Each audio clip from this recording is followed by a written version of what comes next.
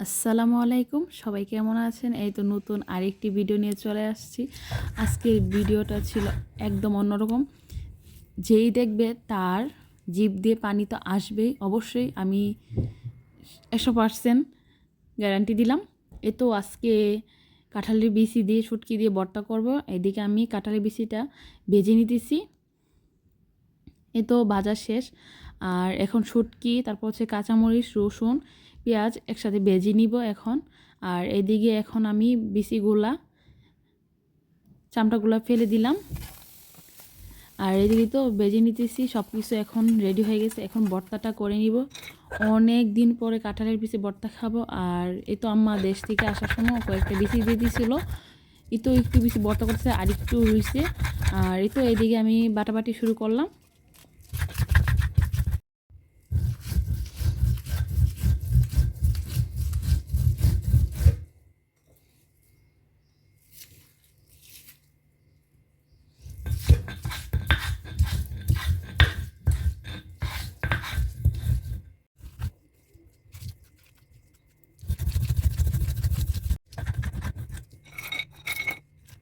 এ তো সব কিছু আমার বাটা শেষ। এখন দিয়ে দিলাম কাঁঠালের বিচিগুলা। এই তো কাঁঠালের বিচিগুলা বেশি ভাঙবো না, কম ভাঙবো। এই তো সব কিছু রেডি। এখন ভালোভাবে আমি মিক্স করে নিব। মনে হচ্ছে অনেক মজা হবে ভর্তাটা, গ্রান বের হয়েছে। আর এদিকে তো সব কিছু মিক্স করে এখন বাটিতে দিয়ে দেবো। আর উপরে একটু লবণ দিয়ে দিলাম। এখন ভালোভাবে মিক্স করে নামিয়ে নিব। আর পাটা মাখা ভাত কে না পছন্দ করে? সবাই পছন্দ, সবাই অনেক পছন্দ করে। আর আমি তো সবার আগে মনে হয়। এই তো এখন ভাতটা মেখে নিতেছি। এখন যে ভিডিওটা করতেছি আমার মানে কি বলবো, মুখ দিয়ে মনে হয় পানি পড়তেছে। যতবার ভিডিওটা আমি দেখি ততবারই মনে হয় ভাতটা খেলে মজা লাগবে।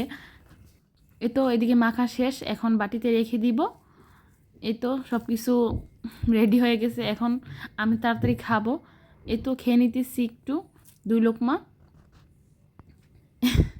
বলতে বলতে আমার জিভ দিয়ে পানি এসে পড়েছে। আর এখানে এই তো আমি এখন আরেকটু ভর্তা নিয়ে সাথে লেবু নিছি।